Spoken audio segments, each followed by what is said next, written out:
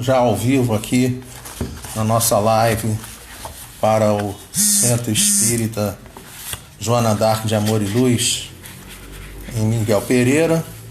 Nós vamos conversar na noite de hoje a respeito do cristianismo após Pedro e Paulo.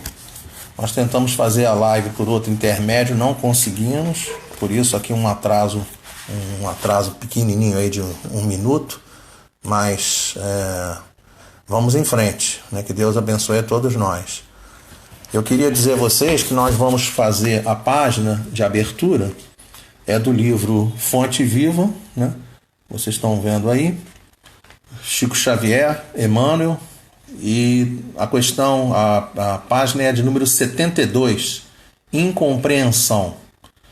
Fiz-me fraco para os fracos, para ganhar os fracos. Fiz-me tudo para todos, para, por todos os meios, chegar a salvar alguns. Paulo, primeira carta aos Coríntios, capítulo 9, versículo 22. A incompreensão, indiscutivelmente, é assim como a treva perante a luz. Entretanto, se a vocação da claridade te assinala o íntimo, prossegue combatendo as sombras nos menores recantos de teu caminho. Não te esqueças, porém, da lei do auxílio e observa-lhe os princípios antes da ação. Descer para ajudar é arte divina de quantos alcançaram conscienciosamente a vida mais alta. A luz ofuscante produz a cegueira. Se as estrelas da sabedoria e do amor te povoam o coração, não humilhes quem passa sob o nevoeiro da ignorância e da maldade. Gradua as manifestações de ti mesmo para que o teu socorro não se faça destrutivo. Gradua as manifestações de ti mesmo para que teu socorro não se faça destrutivo. Vale a pena até repetir, né? Se a chuva alagasse indefinidamente o deserto, a pretexto de saciar-lhe a sede, e se o sol queimasse o lago sem medida, com a desculpa de subtrair-lhe o barro úmido, nunca teríamos clima adequado à produção de utilidades para a vida. Não te faças demasiado superior diante dos inferiores, ou excessivamente forte perante os fracos. Das escolas não se ausentam todos os aprendizes, habilitados em massa, e sim, alguns poucos cada ano. Toda mordomia reclama noção de responsabilidade, mas exige também o senso das proporções. Conserva a energia construtiva do exemplo respeitável, mas não ouvides que a ciência de ensinar só triunfa integralmente no orientador que sabe amparar, esperar e refletir. Não clames, pois, contra a incompreensão, usando inquietude e desencanto, vinagre e fel. Há méritos celestiais naquele que desce ao pântano sem contaminar-se, na tarefa de salvação e reajustamento. O bolo de matéria densa reveste-se de lodo quando arremessado ao poço lamacento. Todavia, o raio de luz visita as entranhas do abismo e dele se retira sem alterar-se. Que seria de nós se Jesus não houvesse apagado a própria claridade, fazendo-se a semelhança de nossa fraqueza, para que lhe testemunhássemos a missão redentora? Aprendamos com ele a descer, auxiliando sem prejuízo de nós mesmos.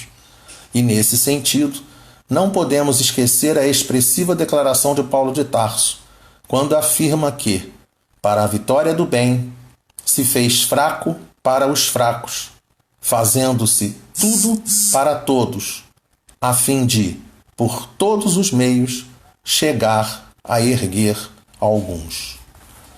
Então nós vamos passar para a prece de preparação do nosso trabalho, uma breve prece.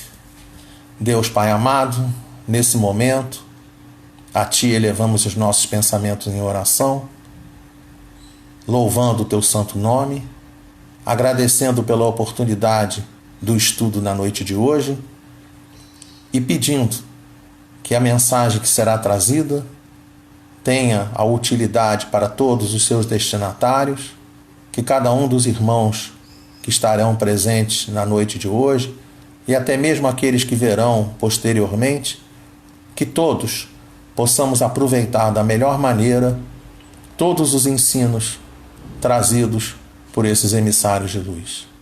Que Deus nos ampare, nos ilumine e que seja dada a permissão para dar início aos trabalhos da noite de hoje, graças a Deus. Então, meus irmãos, boa noite mais uma vez. Não tive oportunidade de cumprimentar alguns de vocês, porque estávamos aqui um pouco atrasados aqui na edição da tarefa. Estamos fazendo um trabalho que tem o título Cristianismo após Pedro e Paulo. Para facilitar o nosso trabalho, eu vou dizer a vocês que como é que a gente vai fazer, né? Nós vamos sistematicamente, eu vou aparecer um pouco, tá? Como eu estou aparecendo nesse momento, mas na maior parte do trabalho nós vamos fazer isso que nós vamos fazer nesse momento aqui. Nós vamos passar a imagem lá de trás, a imagem lá da minha tela, né? Para que fique fácil de vocês acompanharem ou tentar ficar um pouco mais acompanharem a partir da imagem que está aparecendo aqui, tá? Na edição do programa aqui do PowerPoint. Eu queria falar para vocês o seguinte: é normal, na hora que a gente está fazendo o trabalho, começar a pipocar um monte de coisa ao mesmo tempo, tá? E não é à toa que já começou aqui piscando a luz, tá? Então isso é normal, trabalho, nós estamos ainda aprendendo a usar, tá? Então pedimos desculpa a todos aí, porque é assim mesmo, né? Devagarzinho a gente vai conseguir aprender e vai conseguir utilizar da melhor maneira possível. Cristianismo após Pedro e Paulo. O Centro Espírita que a gente está fazendo trabalho, repetimos mais uma vez, é o Centro Espírita Joana d'Arc, Amor e Luz, em Miguel Pereira. E nós vamos desenvolver a tarefa de que maneira, né? Nós vamos falar um pouquinho, né, na parte de história. Claro que a gente não tem como abordar toda a história de Pedro, toda a história de Paulo. Então nós vamos selecionar algumas pequenas situações, tá? Nós vamos selecionar algumas pequenas informações, tá? De maneira que a gente consiga aproveitar esse trabalho, que a gente consiga refletir sobre o trabalho, trazendo para o nosso dia a dia, como todos os trabalhos que a gente tem feito ultimamente, né? Isso aí não é uma novidade para ninguém, né? A gente procura trabalhar falando a respeito da realidade das situações na época do tempo de Jesus e depois tentando trazer a situação para a nossa época, para a nossa questão do dia a dia. Então, cristianismo após Pedro e Paulo. Primeira coisa que a gente tentou analisar e pensou a respeito, né? Nós pensamos a respeito da situação que Pedro, né, fatos, né? Fatos, coisas que são coisas que a gente está acostumado a ver, todo mundo sabe, não é mistério para ninguém, né? Pedro hospedava Jesus e isso já demanda uma observação de que não, claro, né, não é uma pessoa qualquer, né, não é um espírito qualquer.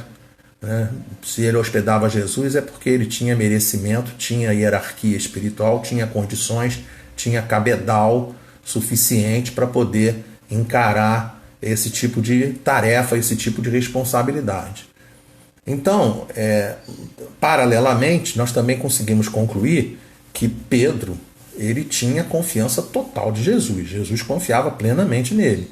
Porque também, por um outro lado, Jesus não ia ficar numa casa de uma outra pessoa qualquer, né, numa pessoa assim, não ia ser dessa maneira, né? Jesus sabia quem eram as pessoas que ele tinha que trabalhar, sabia as pessoas que ele devia fazer, ele sabia tudo a respeito de todo mundo, essa que é a grande realidade. Então, quando ele vai e começa a andar e frequentar a casa de Pedro, isso demanda, também mostra claramente uma confiança de Jesus em Pedro. Só para a gente poder ter ideia, e aí coloquei aqui a série das convocações, Pedro foi o primeiro apóstolo convidado por Jesus. E aí coloquei aqui a série, Pedro e André num primeiro momento, e logo depois Tiago, João, depois Mateus e assim sucessivamente. Mas é importante a gente dar uma olhada como é que foi essa convocação de Pedro e André. Porque o registro do Novo Testamento ele é muito forte nesse aspecto. Tá? E a gente vai aproveitar e vai ler o Novo Testamento e vai tentar pegar algumas palavras, né, e observar o conteúdo dessas palavras, né, para a gente poder entender o que está sendo dito, o que está sendo conversado conosco.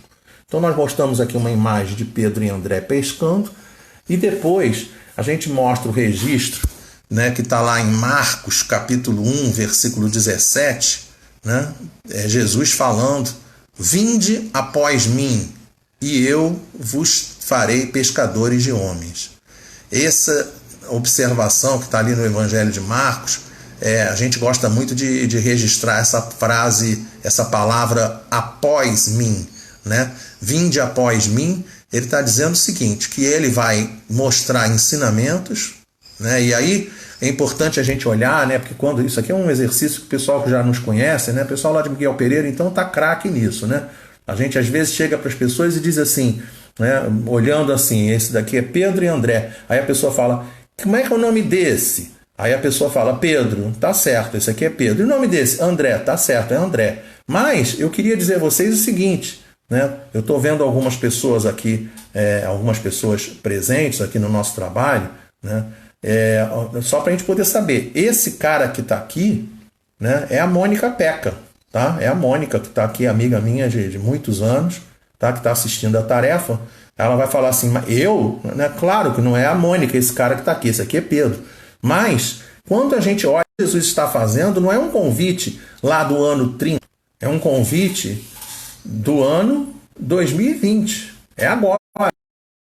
Jesus chegando para a gente e dizendo para a gente assim: ei, vocês, ei, Mônica, ei, Valéria, ei, Jô, né? Deixa eu ver quem mais está aqui, ei, Emanuel, Aline, lá da Casa do Caminho, né? Bom falar contigo, querida, tá? Aline, Ivoneide, Emanuel Pardal, Rosimar, Regina Botelho, Juliette, Ivone, né? Rosimar, e por aí vai. Todas as pessoas que estão ouvindo aqui o nosso estudo, né? Magno, Margarete, todos nós estamos sendo convidados por Jesus para irmos após ele.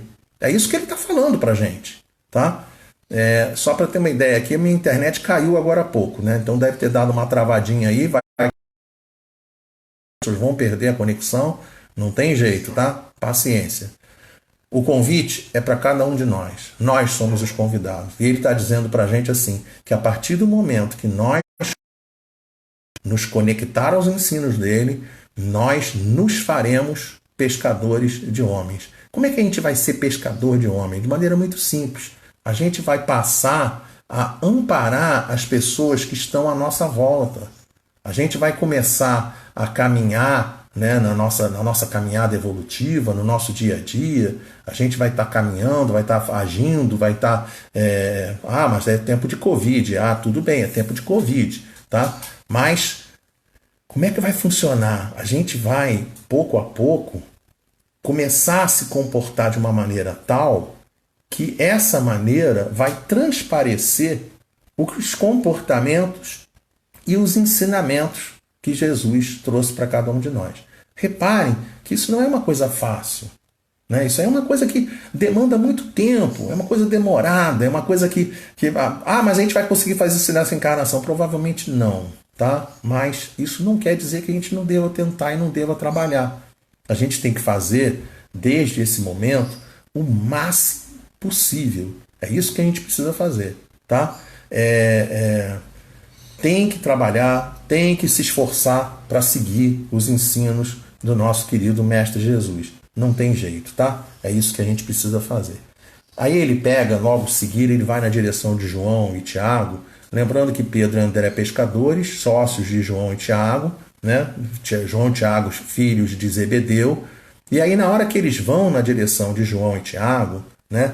O Jesus chega para eles e o registro então é mais bonito ainda. O registro é mais expressivo ainda. Porque aí Jesus chega e diz assim: e logo os chamou e eles, deixando, vou passar aqui para o outro monitor para ficar um pouquinho mais fácil, tá? E logo os chamou, e eles, deixando o seu pai Zebedeu no barco com os jornaleiros, foram após ele. Eu coloquei aqui entre parênteses, aqui embaixo, aquele que se esforça dia a dia, tá? Aquele que se esforça dia a dia, esse é o que era a significação da palavra jornaleiro, tá? Por que a gente colocou isso e deixou chamar atenção nessa Marcos capítulo 1, versículo 20? Porque ele chega para outras pessoas, está dizendo assim para a gente, quem são essas pessoas que estão sendo convocadas? Quem são essas pessoas que estão sendo convidadas? As pessoas que estão sendo convidadas são justamente nós, o tempo todo. De que maneira que tem que ser o nosso comportamento, de que maneira que tem que ser a nossa tarefa, como é que nós devemos trabalhar, né? E logo chamou, e eles, deixando seu pai Zebedeu no barco com os jornaleiros, aquele que se esforça dia a dia. Somos nós também. Então nós precisamos nos esforçar dia a dia, todos os dias, o tempo todo, sempre que possível, em todas as circunstâncias, em todas as oportunidades, para que a gente consiga vencer e consiga ir, como escrito aqui, esse foram após ele, ir após Jesus e seguir os ensinamentos de Jesus. Aí ele chega para a gente e diz assim, já vamos pular, né? Vamos pular aqui praticamente quase toda a história do Evangelho, né? Porque ele já está lá no final, já está lá no Monte das Oliveiras, nós já estamos em Mateus, capítulo 26, versículo 31, já no finalzinho do Evangelho de Mateus, com 28 capítulos do Evangelho de Mateus, 26, 31, ele está pertinho da parte lá do Calvário. Jesus, conversando com os apóstolos, com os discípulos que estavam reunidos ali no Monte das Oliveiras, ele chega e diz assim, as ovelhas do rebanho se dispersarão. 2020. Por que será que nós estamos tendo tantos problemas no nosso dia a dia? É por acaso? A gente sabe que não é por acaso. A gente sabe que a gente está tendo problemas hoje em dia simplesmente porque nós dispersamos.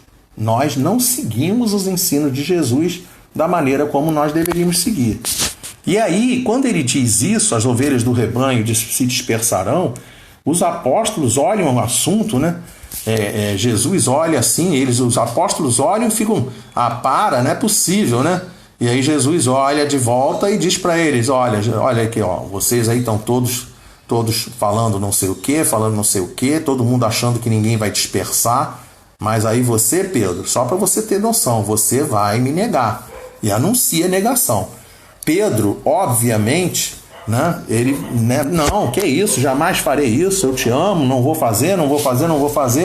E aí na descrição do Evangelho, ele nega na primeira vez, tá lá, ó, a negação de Pedro, Mateus capítulo 26, versículos 69 a 74.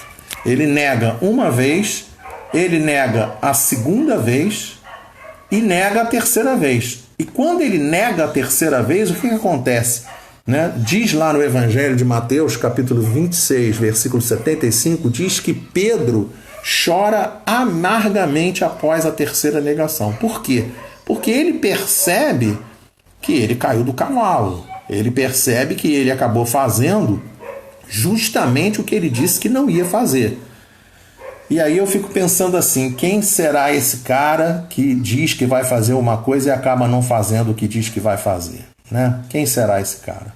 Só para ter uma noção da benevolência, da indulgência de Jesus para conosco e para com Pedro, ele chega para Pedro, não apenas uma vez, mas vai fazer 3 vezes a mesma pergunta, com o mesmo teor, e diz para ele, Pedro, tu me amas mais do que estes? Né? Você me ama mais do que as outras pessoas que estão à tua volta, os outros discípulos, os outros apóstolos? E aí Pedro diz, sim, Senhor, tu sabes que te amo. E aí Jesus fala, apacenta os meus cordeiros. Tá? Isso aqui é interessante, até o carinho de Jesus, né? Porque quando ele usa a expressão cordeiro, ele está sendo super bonzinho com a gente, né? Porque a realidade é que de Cordeiro a humanidade está bem afastada de tudo isso, né? Está bem afastada. Nossa humanidade terrestre não está conseguindo se aproximar dos ensinos de Jesus, não está conseguindo apacentar, não está conseguindo se comportar com os ensinos de Jesus. Então, ele chamar a nós, que muitas das vezes nos comportamos como lobos, muitas das vezes nos comportamos como feras, chamar a gente de cordeiro, é um carinho, é uma fraternidade, é um amor incrível, né? Já aí é incrível. Aí ele chega a segunda vez e fala: Pedro, tu me amas? Sim, Senhor, tu sabes que eu te amo, responde Pedro.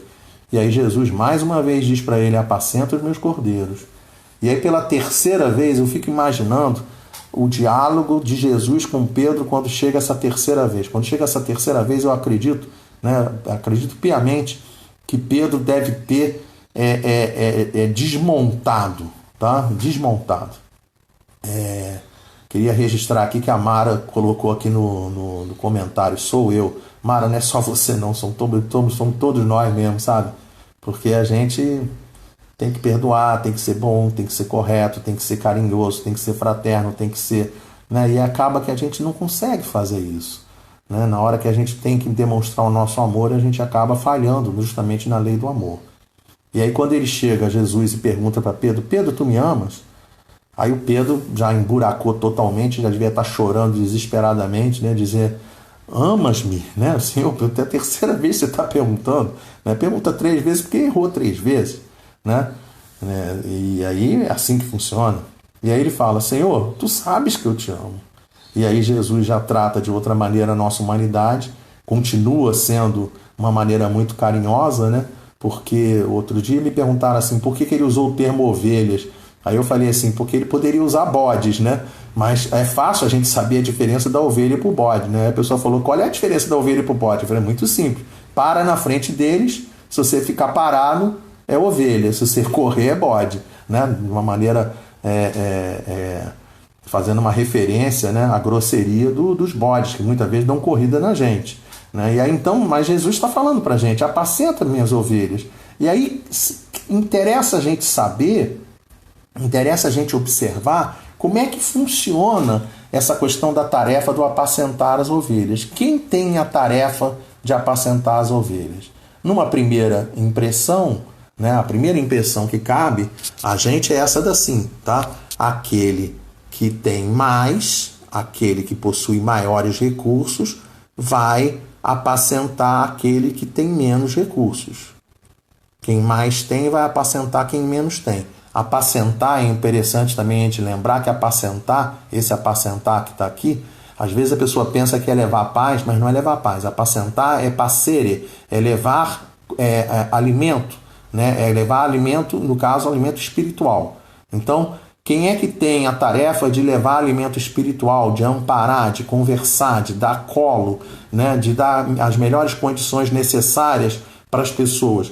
Num primeiro momento, quem tem mais vai amparar quem tem menos. Num segundo momento, a gente vai descobrir que, na verdade, não é quem tem mais que tem que fazer essa tarefa, é quem tem a visão de ter que fazer a tarefa, que tem que fazer a tarefa.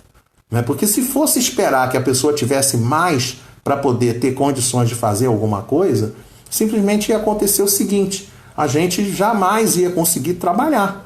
Né? A gente não ia encontrar trabalhadores na casa espírita, não ia encontrar trabalhadores em lugar nenhum. Então, na realidade, a pessoa que tiver, né, começou a cair a ficha, que começou a ter essa mentalização, eu sou a pessoa que precisa se entregar, que precisa trabalhar para amparar as pessoas que estão necessitando de ajuda. Aí essa pessoa, que na hora que ela sente isso, o que ela vai ter que fazer? O que ela vai ter que perceber? Aí eu peguei e trouxe uma outra imagem, né, para a gente poder saber quais são algumas das coisas que a gente tem que fazer. Vou começar lá em cima, né? A lei do amor, o topo de tudo, tá? Né? Depois, segunda coisa, brilhar. Esse brilhar aqui, eu não posso deixar de contar para vocês uma história que chegou para a gente pela internet. Uma história aí tá no WhatsApp. Vou ter que ser muito breve nela, né? Uma companheira chegou uma americana, médica americana, e ela estava contando que ela trabalhava como diarista nos Estados Unidos para fazer, né, fazer limpeza nas casas e, logicamente, no tempo escola, né, no tempo de ginásio, até na faculdade, ela disse, confessou que até durante a faculdade, em algumas oportunidades, ela saía para poder ter o ganha-pão dela. Agora médica não está mais fazendo isso, mas era diarista. E aí ela disse que sempre quando ia pegar o ônibus, ela encontrava outras pessoas, né, e ficava sempre perguntando, tentando pegar dicas, né, como é que eu faço, o que é que eu devo usar, o que é que eu devo fazer para limpar a casa, qual é a dica que você me dá para limpar a casa. E aí numa dessas questões de dica de limpar a casa, uma senhora chamou ela no canto e disse para ela assim, olha, procura sempre limpar as lâmpadas e as luzes e os lustres nas luminárias das casas, né? E aí ela perguntou, por que isso? Aí a outra explicou a ela, né? Porque a luz, né? E essa é a grande realidade. A luz, quando a luz ela funciona de maneira adequada dentro do ambiente, o ambiente parece que fica diferente, né? Todo mundo já deve ter visto isso acontecer. Experimenta uma luz de uma determinada tonalidade, fica mais aconchegante. A luz mais clara, você enxerga melhor, né? Eu estou aqui com os óculos, né? Hoje eu estava trabalhando aqui na casa, trabalhei de pintor hoje aqui na minha casa. E aí eu pintei uma parte aqui de um corredor, estava pintando o corredor, não estou nem vendo nada, né? E aí depois fui atender o telefone, na hora que eu pego o telefone e coloco os óculos para atender o telefone, quando eu coloquei os óculos eu olhei para minha mão cheia de pintinhas brancas de tinta, que eu não estava vendo. Então essa é a diferença de você ter um lugar iluminado e não iluminado. Quando não está iluminado, ninguém enxerga o que tem que enxergar, e quando está iluminado, as pessoas começam a enxergar o que tem que enxergar.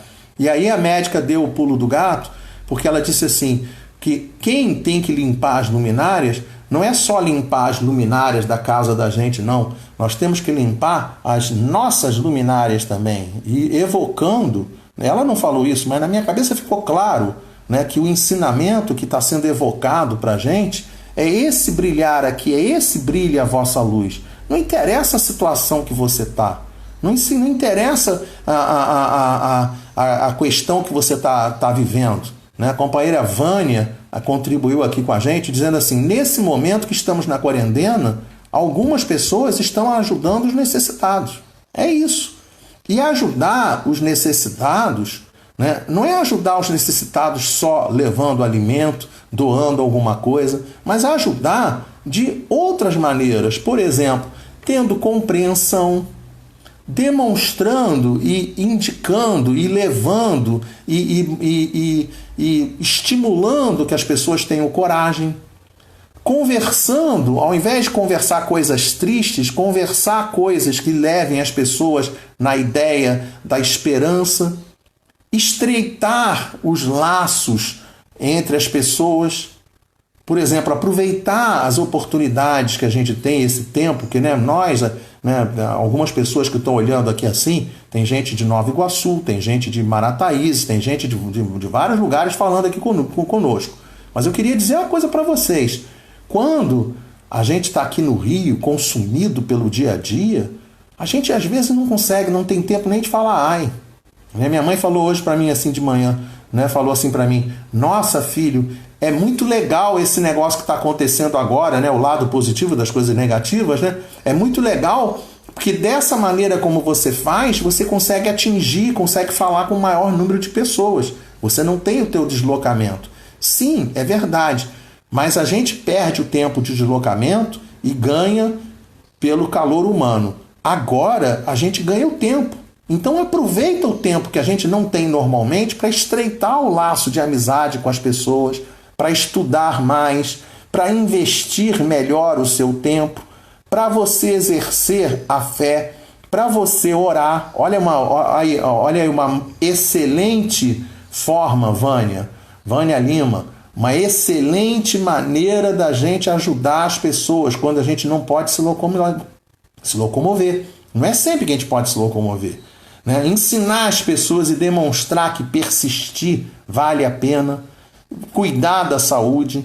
O que é cuidar da saúde aqui? Cuidar da saúde é entender que a gente precisa trabalhar as questões que as organizações sanitárias, os governos estaduais, municipais, não interessa.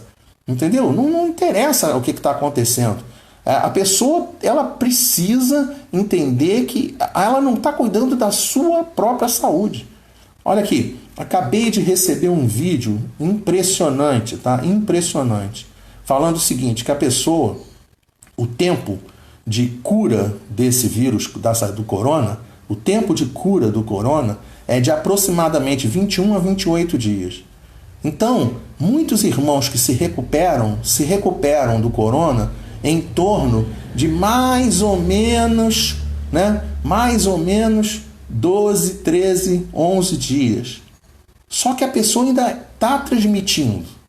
E aí o companheiro estava dando, o médico, dando um parecer dizendo assim, tem que tomar cuidado. Porque aí o que acontece? A pessoa está crente que está abafando, está crente que eu tive corona e estou curado. Teve Covid, está curado, ok. Mas tem que continuar se preservando. E aí ele conta o exemplo de um companheiro que estava doente, com Covid, se recuperou com 12 dias, foi para casa feliz da vida, não tomou mais cuidado nenhum, não usou máscara, não usou nenhum cuidado, e aí abraçou todo mundo, beijou todo mundo, ficou perto de todo mundo pegou a doença dentro de casa. Então essa questão da saúde, ela é fundamental, não apenas a nossa, com a saúde daqueles que a gente ama, que a gente precisa cuidar.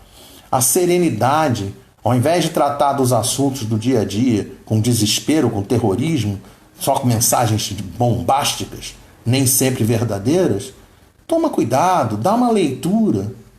Entrem no site da União das Sociedades Espíritas do Estado de São Paulo, vejam o edital, vejam a mensagem que eles passam a respeito das mensagens que a gente tem recebido, para que tenhamos critério na análise das mensagens, para que a gente, ao invés de falar qualquer coisa, a gente possa ir no caminho da verdade, como dito aqui, para que a gente possa ir sempre com sintonia nos espíritos do bem, nas mensagens do bem, nas mensagens que levam a gente para cima e não a gente para baixo.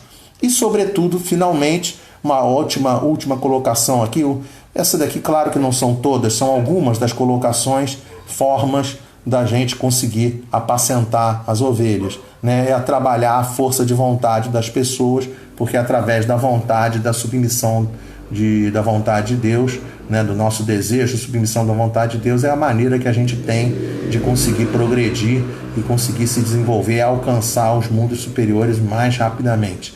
Essa é uma questão do Livro dos Espíritos, 117, só para a gente lembrar.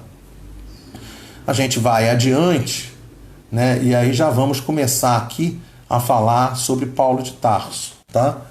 Agora vamos começar sobre Paulo de Tarso. Vamos começar com Paulo de Tarso, já vamos começar a 1000 por hora, tá? Eu queria falar com vocês que durante aqui a nossa transmissão, em alguns momentos a gente vai usar a palavra Paulo, alguns momentos a gente vai usar a palavra Saulo.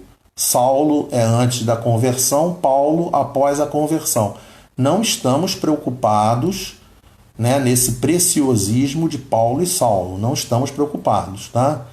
O espírito é o mesmo, a identidade é a mesma, tá? A palavra Paulo, ela é uma adaptação da palavra Saulo, que é uma adaptação da palavra Saulo, que é uma, vou falar devagar para poder ficar fácil de entender, Paulo, Saulo, que Saulo, com X na frente, e Saul, que era um dos reis na antiguidade, um hebreu. E aí, então vocês vejam que esses nomes todos levam na mesma direção, tá? Então, para a gente aqui, para a gente, o que importa aqui no nosso entendimento é perceber aqui assim a condenação de Estevão, tá? Esse que está aqui está sendo condenado pelo apedrejamento, é Estevão, tá? Esse que está aqui de preto é Saulo, essa daqui é Abigail. Abigail é irmã do Estevão, porque o Estevão, no nome original dele, para quem já leu o livro Paulo e Estevão, vai lembrar que o nome original dele era Gesiel. Então, esse tipo de coisa aqui está acontecendo para a gente poder ver Estevão, o primeiro mártir do cristianismo, condenado por ordem de Paulo de Tarso, no caso, Saulo. E aí, na hora que Abigail recebe a confirmação, recebe essa informação de que o irmão dela, que era estava sendo condenado à morte. Lógico que isso daqui causou um conflito muito grande de interesses entre Saulo e Abigail, e os dois se separaram. Ela vai para uma outra cidade, ela vem a desencarnar, ele até foi na direção dela, descobriu que ela tinha sido convertida para o cristianismo por intermédio de Ananias, e aí ele simplesmente faz o seguinte, ele fica com tanto ódio, mas com tanto ódio, né? Vamos lembrar que isso daí são as maneiras como eles eram educados, tá? Então não foi atendido, ódio. E aí o que ele vai? Ele vai na direção de Damasco para tentar prender e tentar matar Ananias. E na hora que ele vai na direção de Damasco, acontece aquela célebre situação, né, que nós lembramos perfeitamente, né? Todo mundo aí já deve ter tido notícia disso, em que ele cai do cavalo, né? Lembrando que ele provavelmente não usava cavalo, porque não tinha condições, né, de 2, 3 pessoas andarem a cavalo no meio do deserto. Os cavalos não aguentam isso. A segunda hipótese possível para ir em direção a Damasco era utilizar camelos. Todo mundo que já viu imagem de caravanas no deserto já viu que as caravanas são enormes, existe uma grande quantidade de camelos que levam mercadorias, que levam produtos, que levam os produtos de subsistência. Então não é para levar 1, 2, 3 pessoas, tá? Então provavelmente ele estava andando a pé mesmo. E ele caiu do cavalo não fisicamente, foi metaforicamente. Por quê? Porque na hora que a pessoa se vê diante de Jesus, como essa cena, vamos aproximar aqui para a gente poder ver a beleza da cena. Isso aqui é Projeto Imagem, lá do nosso companheiro Américo Sucena, lá de São Paulo. Olha que lindo. Imagine o que aconteceria conosco na hora que a gente ficasse diante de Jesus. Né? Provavelmente a gente ia cair de joelhos e íamos pensar, e iremos, né, na hora que isso acontecer com cada um de nós, iremos todos. Vamos ficar pensando assim, meu Deus, o que poderá, né, o que eu faço, o que eu falo diante de Jesus? O que eu faço? Né? A culpabilidade, todas as culpas, todos os fracassos, todos os erros, tudo deve vir à mente da pessoa com uma força, de uma maneira tal que a pessoa desmorona, né? Desmorona emocionalmente. E aí tem uma tradução do Evangelho que é muito interessante, que diz assim, que Paulo de Tarso teria dito que eu não consigo ver pormenorizadamente. O que é pormenorizadamente? É ver os detalhes, entrelinhas. Né? Paulo de Tarso era um doutor da lei. Então, na hora que ele fazia uma pergunta para uma pessoa, ele olhava a respiração da pessoa, via que essa pessoa tremia, via aquela questão se a pessoa está olhando para cima, para baixo, para a direita, para a esquerda, para onde ela está olhando. Então ele conseguia perceber se a pessoa estava com convicção ou estava com medo, se a pessoa tinha... Ele via as entrelinhas das pessoas que estavam sendo questionadas por ele. Ele via pormenorizadamente. Na hora que ele se sente diante de Jesus, ele diz, eu não conseguia ver pormenorizadamente. Importante registrar que, quando ele passa por essa situação, a sua transformação vai ser uma transformação radical. Aquele companheiro que servia 100% a Moisés, é como se tivesse um copo cheio d'água e que esse copo caísse mais uma gota, e essa gota foi a presença de Jesus diante dele, e essa gota foi suficiente para derramar o copo d'água e transformá-lo numa pessoa 100% Jesus. 100% Moisés passa a ser 100% Jesus. Porque na realidade ele era uma pessoa que tinha princípios, mas os princípios estavam equivocados. Na hora que ele vê que o paradigma não era Moisés, que o paradigma verdadeiro era Jesus, ele simplesmente sai daqui e passa para cá. Então essa transformação é radical? Sim, é radical. Mas é radical no sentido de conteúdo, mas não no sentido das propriedades dele, porque as propriedades dele continuavam sendo as propriedades de um companheiro que tenha muita visão.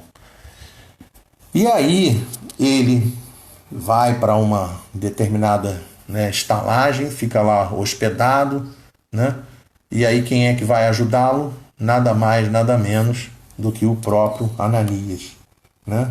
Tem uma mensagem dentro, agora não estou lembrando se foi, né, dentro de Fonte Viva ou se é Vinha de Luz, em que eu me lembro de ter feito um estudo a respeito, em que Jesus chega para Ananias e convoca Ananias de uma maneira assim extremamente imperativa, sabe? Ananias, e Ananias também de maneira muito positiva vira para Jesus e fala: eis-me aqui, Senhor. Isso é para a gente, isso é fundamental, tá? Porque quando convocados à tarefa, que a gente possa aprender a responder exatamente dessa maneira, né?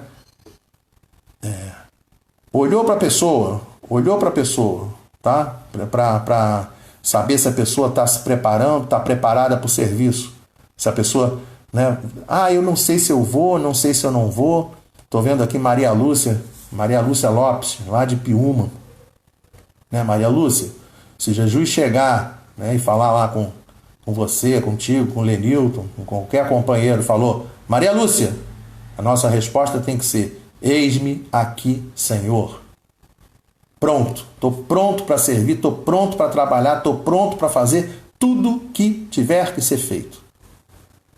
A Aline está lembrando que quando o trabalhador está pronto, o trabalho aparece. Mas às vezes, Aline, tem gente que fica esperando o trabalho aparecer e não se prontifica, né? Isso às vezes também acontece, né? Mas é importante entender que essa ação dos espíritos, essa ação do bem dos espíritos sobre as nossas vidas é muito interessante e funciona, né? Confiar que Deus está no comando. Às vezes a pessoa esquece disso, né? Ele, Paulo de Tarso, recebe do próprio, ainda nesse momento, Saulo, ainda não é chamado de Paulo não, ainda é chamado de Saulo ainda, já foi feita a conversão, mas ainda está no iniciozinho ainda. Ele é convidado aí para o Ananias a ouvir a respeito, começa a falar sobre Jesus, e Ananias o presenteia com algumas anotações. Isso aqui que está na mão dele é muito legal, isso aqui assim é o protótipo do Evangelho que vai se transformar o Evangelho, o Novo Testamento, tá? Isso daqui, assim, lá no livro, ele é chamado assim, nos livros que a gente vê, são chamados livros de história, né? São chamados assim, as anotações de Mateus Levi. Mateus, o quinto apóstolo, né? Que tinha o hábito de anotar até as vírgulas. Mateus anota tudo que tem que anotar, tudo ele anotava. Né? Então essas anotações é que vão produzir o Evangelho lá na frente. Daqui a pouco a gente vai inclusive falar um pouco a respeito disso. Mas eu queria aqui anotar algumas coisas importantes no que diz respeito ao comportamento de Paulo de Tarso, para a gente poder pensar no nosso comportamento. Né? Paulo de Tarso era corajoso? Ele era decisivo? Essa resposta quem vai dar é o próprio Paulo. Quando ele chega no Evangelho, no Novo Testamento, melhor dizendo, na segunda carta aos Coríntios, ele pega e ele escreve o seguinte, olhem só que coisa impressionante, tá? Eu vou tentar chegar mais perto aqui, não sei se eu vou conseguir. Vamos tentar. A posição que eu estou aqui está muito torta, fica tremendo. São hebreus? Também eu. São israelitas? Também eu. São descendência de Abraão? Também eu. São ministros do Cristo? Falo como insensato. Esse falo como insensato é interessante, né? Porque é aquela questão da humildade, né? A pessoa sabe da sua potencial, das suas responsabilidades e normalmente não falaria das suas responsabilidades, da sua potencial. Mas em determinados momentos a pessoa tem que chegar e tem que dizer assim, não, eu estou preparado para fazer o trabalho. É isso que ele está dizendo para a gente. Então ele chega e diz assim, olha, se as pessoas acham que são portadores da verdade, eu quero dizer que eu sou ainda mais. Em trabalhos eu tenho demonstrado muito mais. Em prisões, muito mais. Em açoites, muito mais. Em açoites, infinitamente mais. Em perigo de morte, muitas vezes. 5 vezes recebi dos judeus 40 golpes menos 1. Isso aqui também é muito interessante, porque 40 golpes menos 1, a pessoa fica pensando assim, por que carga d'água o indivíduo não escreveu 5 vezes recebi dos judeus 39 golpes? Simplesmente porque 40 era um número utilizado pelos judeus para dizer assim, muita coisa. Então, quando alguém dizia que ia ser condenado a 40 golpes, não ficava uma pessoa do lado dizendo assim, 1, 2, 3, 4, 5, não tinha isso. juntava um monte de gente em volta do sujeito, batia, até que o líder chegava e dizia assim: gente, tá bom, pode parar. Então 40 não é igual a 40. 40 é apanhar pra caramba. Ele está dizendo que 5 vezes ele foi julgado, condenado e recebeu pena dos judeus de 40 golpes, de apanhar muito, mas não o suficiente, menos um, não o suficiente para morrer. Depois ainda complementa dizendo: 3 vezes fui açoitado em varas, 1 vez fui apedrejado, 3 vezes naufraguei, 1 noite e 1 dia passei perdido em alto mar. Aí a pessoa fala assim: tá bom, né? Tá bom, né? Mas não tá bom, não. Que aí ele continua falando, né? Segunda carta aos Coríntios, capítulo 11. Eu vou seguir adiante aqui, que nós já estamos começando a ficar com pouco tempo de trabalho, tá? Mas aí depois vale a pena vocês lerem a respeito, tá? Porque ele continua falando dos problemas, perigos nos capítulos. Capítulo 11, segunda carta aos Coríntios, versículos. Vou chegar aqui perto, 26, 27 e 28. Não deixem de ler. Segunda carta aos Coríntios, capítulo 11. O que eu queria mostrar para vocês? Que quando a gente olha o esforço dessa criatura, às vezes a gente fala assim: hoje está chovendo, não vou no centro. Hoje está sol, não vou no centro. Hoje está com Covid, não vou no centro. A gente não é para ir para o centro não, mas alguém tem que ir no centro limpar o centro, hein? Tá? Alguém tem que ver se chegou a conta de luz, chegou a conta de água. Alguém tem que pagar a conta de luz e água. Os associados têm que estar junto da casa espírita, continuando, contribuindo com a casa espírita. Não deixar a peteca cair. Tá? Ou seja, a pessoa ela tem que se preocupar com todas as coisas que estão à sua volta, independente da dificuldade. E se vai falar sobre dificuldade, a gente vê Paulo de Tarso na sua primeira viagem, lembrando, não tinha Uber, não tinha táxi, não tinha ônibus, era a época do não tinha, tá? Não tinha nada. O meio de transporte de Paulo de Tarso era pé 2, andando, tá? Era andando que ele fazia as coisas. Então, Paulo de Tarso, para a gente poder lembrar, poder entender como é que isso funciona, a gente está falando da primeira viagem dele de aproximadamente 1.000 quilômetros. 1.000 quilômetros. Sai de Antioquia, Salamina, Pafos em Chipre, dá a chegada em Listra, e aí dá a chegada aqui assim, vai até Derbe, volta, Perge e volta para Antioquia. 1.000 quilômetros mais ou menos. Claro, essa parte aqui assim é marítima, né? Tá? Mas andou 1.000 quilômetros. Depois a gente vê a segunda viagem de Paulo. A segunda já é mais puxada ainda. Mais puxada. Saiu de Jerusalém, subiu Antioquia, Tarso, Listra, Icônio, foi andando, foi lá em Filipos, pessoal filipense, tá? Tessalônica, Tessalonicenses, né? Corinto, Coríntios, Éfeso, Efésios. Então tudo isso aqui são cartas, são o registro que ele faz. Depois ele, né, volta até Cesareia e depois vai para Jerusalém novamente. Total, cerca de 3.000 quilômetros. Ó, gente, vou botar aqui, segunda viagem de Paulo de Tarso, em torno de 3.000 quilômetros. Acabou? Não, não acabou não, porque aí ele tem a terceira viagem dele, outros 3.000 quilômetros. Acabou? Não, não acabou não, porque aí tem ainda a quarta viagem dele, mais 2.000 quilômetros indo em direção a Roma. Sendo que no registro, no mapa, tem uma coisa muito interessante que os historiadores colocam, que vale a pena a gente olhar. Olha o que acontece quando ele sai aqui de Bons Portos, em Creta, e vai na direção da Sicília. Olha o que acontece. Olha, vai na direção de Malta primeiro. Olha o que acontece. Reparem só, olha a curva, essa curva. Aí a pessoa fala: por que está fazendo isso? Está fazendo isso porque está perdido em alto mar. É tempestade, é princípio de naufrágio, é problema, só aborrecimento.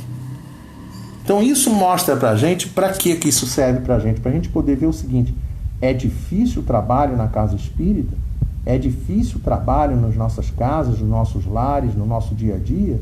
Sim, é difícil. Mas nós não podemos desistir, nós não podemos parar, nós não podemos deixar de trabalhar. É isso que a gente tem que entender, é isso que a gente tem que fortalecer os nossos laços e um estimulando o outro, para que a gente possa vencer todas as situações do dia a dia. Né? Como diz Chico Xavier, com o aprendizado nosso, né? Falando para a gente assim, tudo passa, tudo passará. Com o passar do tempo, todos nós seremos atendidos em todas as nossas necessidades e tudo vai voltar, entre aspas, ao normal. Entre aspas, porque a gente espera que volte de maneira melhor do que estava. Isso sim, né? Não ao normal da maneira como estava. Paulo de Tarso tem um sonho, né? Aqui assim dentro do sonho, dessa belíssima imagem, a gente consegue ver assim o cordão de prata aqui assim fazendo a ligação, ele encarnado tem um sonho, tá? E na hora que ele tem o sonho, ele se encontra com Abigail e com Estevão, e aí na hora que eles desencarnados, tá?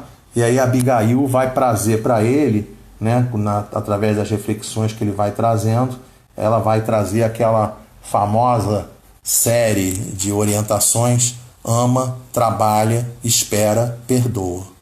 Mais uma vez, a pergunta que fica para cada um de nós. Saulo pergunta qual é o nome de Saulo. Saulo é cada um de nós, tá? Somos nós. Cada um de nós, todos nós. É a gente que tem que perguntar assim, como é que a gente deve fazer para alcançar tão elevada expressão de esforço com Jesus? Primeira coisa que a gente tem que fazer, ama. Quando pensa em ama, o ama engloba todos aqueles ensinamentos que a gente está ouvindo em vários estudos já no decorrer do tempo no Evangelho. Ama pressupõe paciência, tolerância, abnegação, devotamento, humildade, compreensão, parceria, tá? Como disse a Vânia aqui agora, mais do que nunca, tem que se entregar dentro da tarefa do amor. Benevolência, indulgência com as imperfeições dos outros, perdão das ofensas, perdão em todas as circunstâncias, caridade, orientação, oração. Ou seja, a gente precisa entender que nós precisamos ir na direção do amor. E aí ele pega e diz, o que fazer para adquirir a compreensão perfeita dos desígnios de Deus? Aí ele diz, trabalhe. Por quê? Porque quanto mais a gente trabalha, mais a gente enxerga, mais a gente compreende o que a gente tem que fazer. É uma questão assim, é impressionante, né? Porque você trabalha, você olha os outros, olha a dificuldade do outro, você vê que o outro está numa situação, às vezes, pior do que a sua. Então você começa a compreender que você tem deveres a cumprir com relação às outras pessoas e que você não deve, não pode falhar, entende? Não pode. É difícil isso, tá? É difícil, mas a gente tem que entender. Olha a terceira colocação. Que providência adotar contra o desânimo destruidor? Olha isso. Paulo de Tarso entende claramente. Nós todos passamos por períodos de desânimo. Resposta de Abigail. Parece até que a resposta foi dada no ano 2020. Tá? Resposta de Abigail. Espera. Espera. Não posso deixar de registrar aqui a presença do nosso amigo Bonani, lá de Taubaté. Um abraço enorme, querido. Muito bom te ouvir. Que providências adotar contra o desânimo destruidor? Esperar. Tá? Quanto tempo vai demorar o Covid, gente? Quanto tempo vai demorar para a gente conseguir se ver resolvida a situação ao nosso entorno? Um dia, 2 dias, 1 ano, 2 anos? A gente não sabe. Outro dia um companheiro falou, é fácil, no dia que fizerem a vacina. Amigo, nós temos 7 bilhões e meio, quase 8 bilhões de habitantes. Quase 8 bilhões de habitantes. Imagina fazer vacina para esse povo todo, só. Não é rápido, não é imediato, é difícil e é demorado.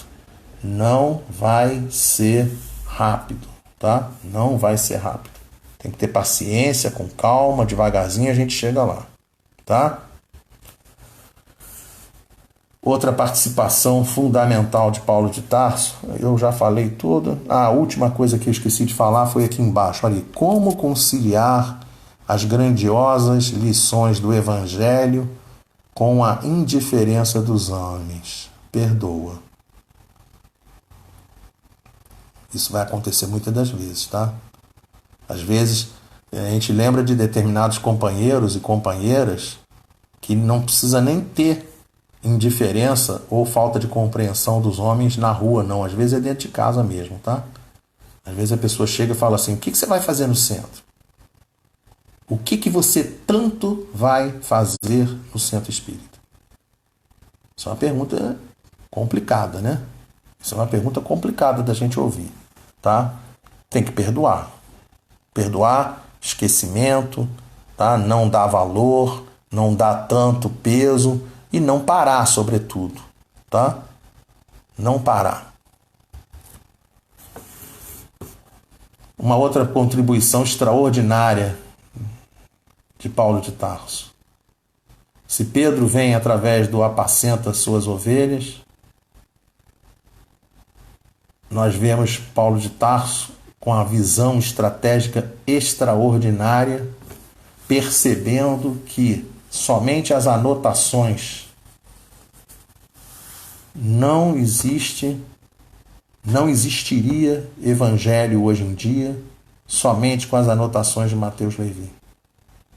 Isso que a gente vê hoje, os evangelhos de Mateus, Marcos, Lucas e João, isso que a gente vê hoje são fruto da decisão, da visão estratégica que o nosso companheiro Paulo de Tarso teve, que em determinado momento disse a necessidade de não estar presente em todos os lugares, mandar cartas e, paralelamente, também registrar a história de cada um, segundo a ótica de vários companheiros. Então, Mateus, né, conviveu com Jesus, né? Marcos era novinho, não teve uma alta convivência com Jesus, tá? Lucas já tem outra convivência nenhuma com Jesus. João não teve convivência, teve muita convivência com Jesus, mas era um menino. Então reparem que coisa extraordinária. Quando eles produzem os seus evangelhos, e aí nós pegamos para a nossa situação hoje, né? Quando eles produzem o evangelho, cada evangelho registra pérolas. Essas pérolas são compiladas dentro do Evangelho segundo o Espiritismo e essas pérolas compiladas no Evangelho segundo o Espiritismo vão oferecer novas pérolas que vão servir para toda a humanidade terrestre. Isso é extraordinário, tá? Isso é extraordinário. As pérolas do Evangelho segundo o Espiritismo servirão para toda a humanidade terrestre. Quando a gente vê isso aqui acontecendo, é muito comum a gente ver, às vezes, companheiros de outras religiões até, que quando pegam pensamentos espíritas, eles simplesmente falam do pensamento espírita e não percebem que o pensamento é espírita. Por quê?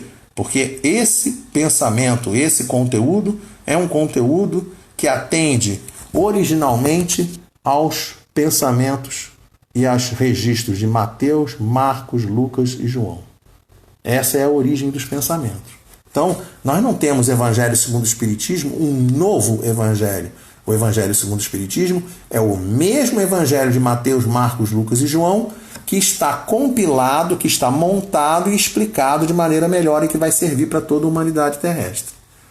E aí, nós vamos chegando já ao final do nosso trabalho, lembrando da discussão que teve entre Paulo de Tarso e Tiago, que foi a discussão fundamental para a preservação do cristianismo e essa situação que a gente tem hoje em dia. Se existe cristianismo, se existe doutrina espírita, se existe tudo que a gente tem hoje em dia, nós temos tudo isso graças a esse evento aqui. Esse evento, como é que ele funcionou? Paulo de Tarso defendia uma existência de um evangelho mais puro, Tiago defendia a existência de um evangelho que fosse mais de um cristianismo, que fosse mais na direção de sustentação né, mais sustentado pelos preceitos mosaicos. Por que isso? Porque a experiência de Tiago era uma experiência de que quando ele utilizava, quando ele se vestia, quando ele tinha amigos, quando ele tinha, né, ele ganhava trânsito, né, para o cristianismo, quando ele tinha comportamentos farisaicos, quando ele tinha comportamentos hebraicos. Então, ele era adepto, por exemplo, né, da questão da circuncisão, e Paulo de Tarso, não tem que ter circuncisão, não tem que ter nada disso. Não tem que ter.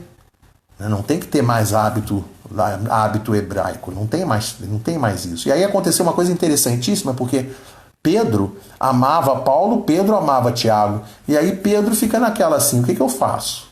Um quer uma coisa, o outro quer outra. Um quer uma coisa, o outro quer outra. O que a gente vai fazer? Quem vai prevalecer? Quem é que vai ficar com a prevalência de opinião?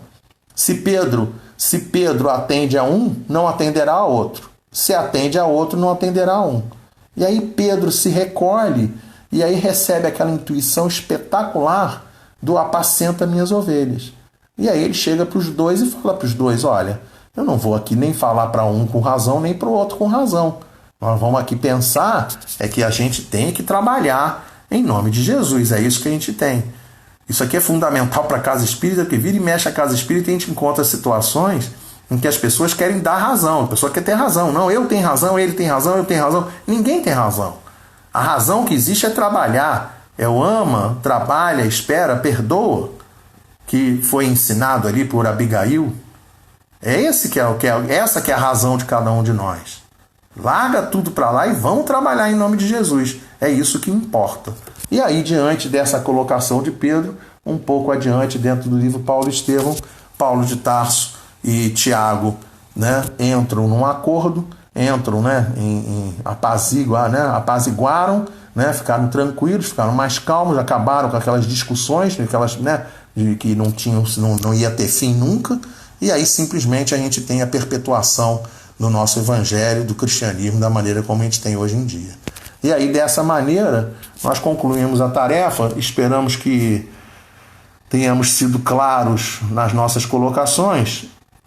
Eu queria apenas encerrar a nossa atividade dizendo que aqueles que tiverem alguma dúvida, alguma contribuição, ou quem quiser colocar alguma ideia, né, isso aqui vai ficar aqui na página do Facebook, vai estar sendo replicado em outras páginas, mas quem quiser depois, né, por favor, se quiserem dar retorno, deem retorno, se quiserem dúvidas, fiquem à vontade, tragam as colocações, que nós teremos sempre uma enorme satisfação em trocar ideias, em conversarmos a respeito de tudo que foi tratado na noite de hoje. Que Jesus abençoe a todos nós, que a gente tenha uma excelente noite, e nós vamos encerrar com a nossa prece de encerramento, elevando mais uma vez os nossos pensamentos a Deus, nosso Pai. Deus, Pai amado, nós louvamos o Teu santo nome, queremos Te agradecer por esses momentos de paz, de harmonia, de serenidade. Queremos Te agradecer por tudo que temos recebido sistematicamente em Teu santo nome. Queremos Te agradecer pela existência do Evangelho, pela existência da doutrina espírita, roteiros seguros que devemos trilhar no caminho da nossa redenção. Mas queremos também, Senhor, Te pedir em favor de todos os nossos irmãos em humanidade, aos nossos irmãos que estão doentes, aos nossos irmãos que sofrem, aos nossos irmãos apenados, aqueles que estão em orfanatos, em asilos, em hospitais, doentes em casa. Onde quer, Senhor, que haja um filho Teu necessitando de auxílio, nós Te pedimos que esses trabalhadores do Centro Espírita, Joana d'Arc, Amor e Luz, possam se deslocar até cada uma dessas residências. Esses benfeitores espirituais, amidegados trabalhadores da seara do Cristo, que eles possam ir na direção de cada um desses irmãos que sofrem, amparando a todos, sem exceção.